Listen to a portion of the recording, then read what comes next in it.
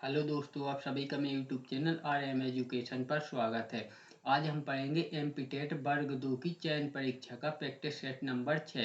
जैसा कि अभी हम जो ये प्रैक्टिस सेट पढ़ रहे हैं, इसमें मैंने केवल 30 क्वेश्चन लिए हैं। और जैसे ही हमारा वर्ग 2 का नोटिफिकेशन आता है, उसके बाद मैं पूरे आप लोगों को इसी चैनल पर 100 क्वेश्चन के इसी प्रकार से तैयार प्रैक्टिस सेट उपलब्ध करवाऊंगा। और जितनी भी गवर्नमेंट जॉब से टीचर से संबंधित हो या किसी भी जॉब से संबंधित हो, इसी चैनल पर आप लोगों को सभी जॉब्स के इसी प्रकार से प्रैक्टिस सेट मिलेंगे। तो चलिए आज का हमारा वीडियो स्टार्ट करते हैं। अगर यह वीडियो आपको पसंद आता हो तो वीडियो को लाइक करें और चैनल को सब्सक्राइब करें प्रतिदिन ऐसे ही नई नई प्रैक्टिस सेट पाने के लिए, और साथ में जितनी भी गवर्नमेंट जॉब हैं उन सभी की नई नई अपडेट पाने के लिए। तो चलिए आज का हमारा प्रैक्टिस सेट नंबर 6 स्टार्ट करते हैं। तो क्वेश्चन नंबर पहला, क्वेश्चन नंबर पहला, रुधिर रुधिर यानी कि खून, रुधिर समूहों में RH कारक की खोज किसके द्वारा की गई थी? तो रुधिर समूहों में RH कारक की खोज लैंड स्टीनर द्वारा की गई थी। ऑप्शन बी, लैंड स्टीनर द्वारा। क्वेश्चन नंबर 2, केंचुए की पृष्ठीय रुधिर वाहिका में रक्त का प्रवाह किस ओर होता है? तो केंचुए की पृष्ठीय रुधिर वाहिका में रक्त का प्रवाह अग्रगामी अग्रगामी की ओर होता है। अग्रगामी का अर्थ है कि आगे की ओर होता है। Option D. क्वेश्चन नंबर 3, पत्ती जैसी संरचना वाली संगोलित कॉन्ग्लोवेट ग्रंथि किसमें पाई जाती है? तो पत्ती जैसी संरचना वाली संगोलित कॉन्गोलेट ग्रंथि नर कॉकरोच में पाई जाती है। ऑप्शन सी, नर कॉकरोच में। क्वेश्चन नंबर 4, सांपों की विष ग्रंथियां किसके सदृश होती हैं? तो सांपों की विष ग्रंथियां कशेरुकियों की लार ग्रंथियों के सदृश होती हैं। Option D. ऑप्शन डी यानी कि कशेरुकियों, यानी कि जो सांप की विष ग्रंथियां होती हैं, जिस प्रकार से हमारे मुंह में पैरोटिड ग्रंथि होती है जिससे लार निकलती है, तो हमारे हमारे मुंह जो मुंह है उसमें टाइलिन टाइलिन निकलता है, जो कि भोजन के पाचन में सहायक होता है। लेकिन जो सर्प होता है उसमें उसे पैरोटिड ग्रंथि की जगह उसमें विष निकलता है।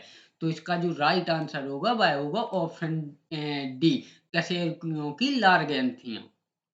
क्वेश्चन नंबर 5, ग्लूकोज को इथाइल एल्कोहल में कौन सा प्रकीर्णक एंजाइम बदलता है? तो ग्लूकोज को इथाइल एल्कोहल में जाइमेज प्रकीर्णक एंजाइम बदलता है। ऑप्शन बी, जाइमेज प्रकीर्णक। Option B. क्वेश्चन नंबर 6, यदि एक जीवाणु कोशिका प्रति 20 मिनट में विभाजित होती है तो 2 घंटे में कितने बैक्टीरिया बनेंगे? तो पहले यहाँ आप इस क्वेश्चन को समझिए। यदि एक जीवाणु कोशिका 20 मिनट में विभाजित होती है, यानी कि अगर एक कोशिका है तो वह 20 मिनट बाद दो कोशिका बन जाएगी। तो अगर हम यहाँ देखें तो 2 घंटे यानी कि 1 घंटा 60 मिनट का होता है। अगर हम इसमें 2 का गुणा कर दें तो ये हो जाएगा 120, यानी कि 60 दूनी 120, यानी 2 घंटे में 120 मिनट होंगे।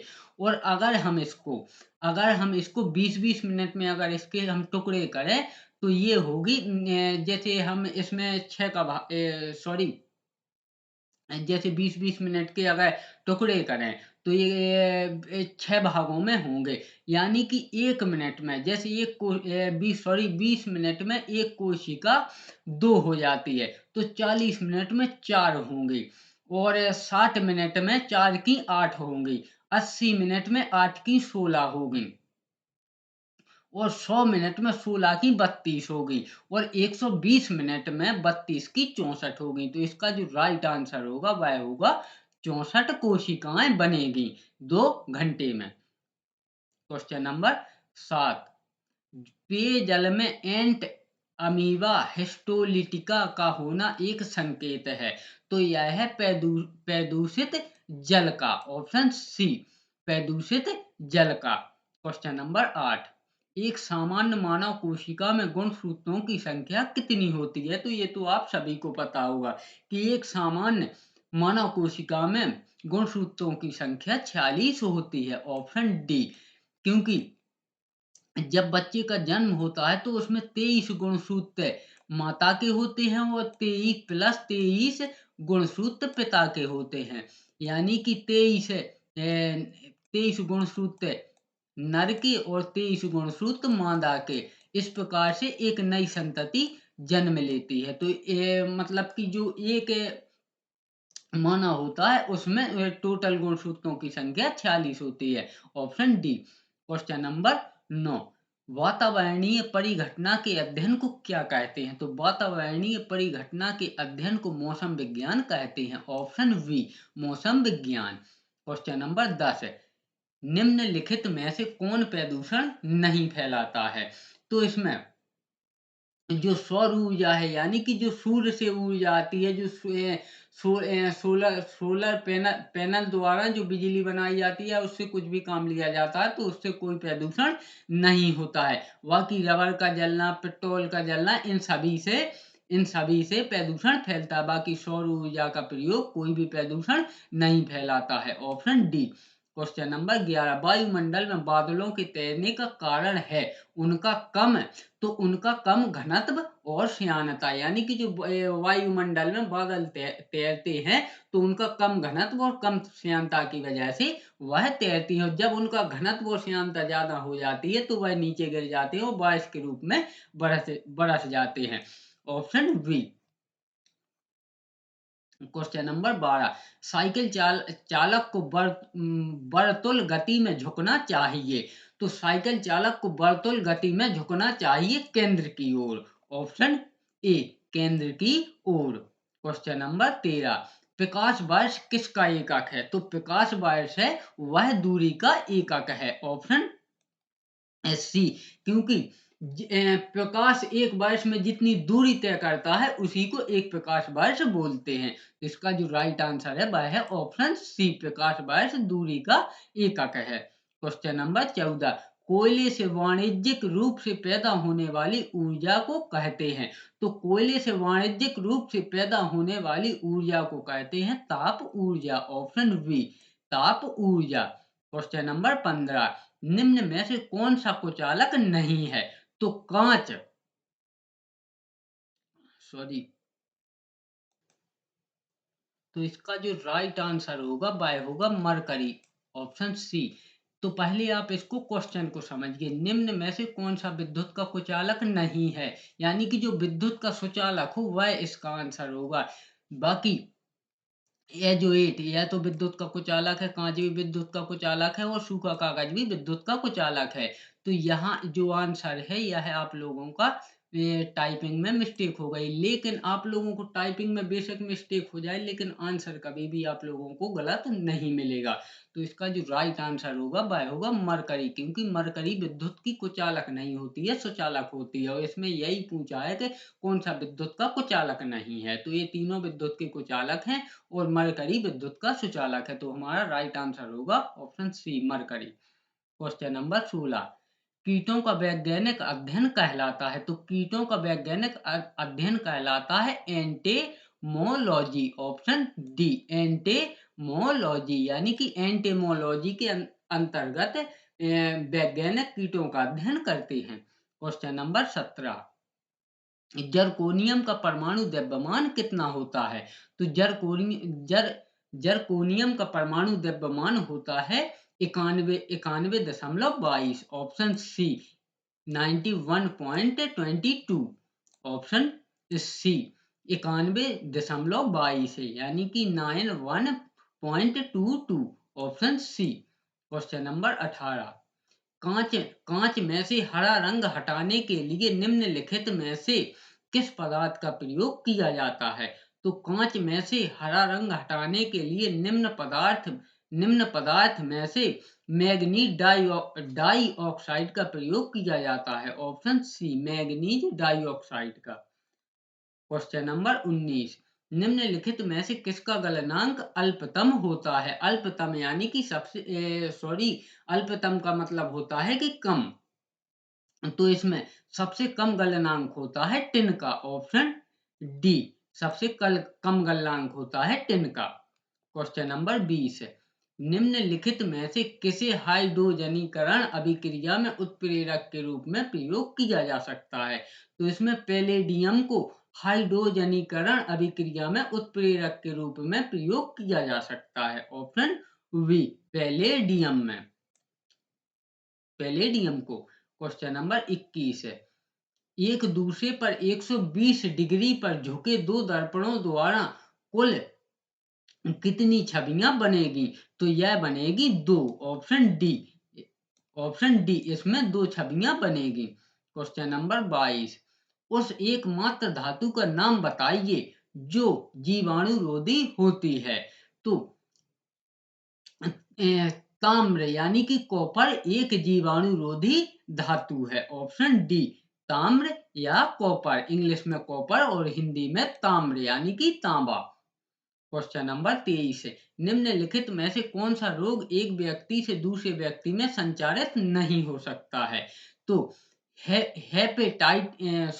सिरोसिस एक व्यक्ति से दूसरे व्यक्ति में संचारित नहीं हो सकता है, option D, cirrhosis, option D. Question number 24 है, निम्नलिखित में से कौन रक्त में ऑक्सीजन अभिग्रहण का कार्य करता है? यानी कि जो खून है उसमें ऑक्सीजन को मिलाने का काम कौन करता है? तो वह करता है हीमोग्लोबिन, ऑप्शन ए, हीमोग्लोबिन। यानी कि जो हीमोग्लोबिन होता है, जब हमारे हमारे हमारे फेफड़े में खून आता है तो इसमें एल्वेली होती है, तो उसमें से ऑक्सीजन को छांटकर हमारे खून में मिक्स कर देता है, option A, alveoli, option A.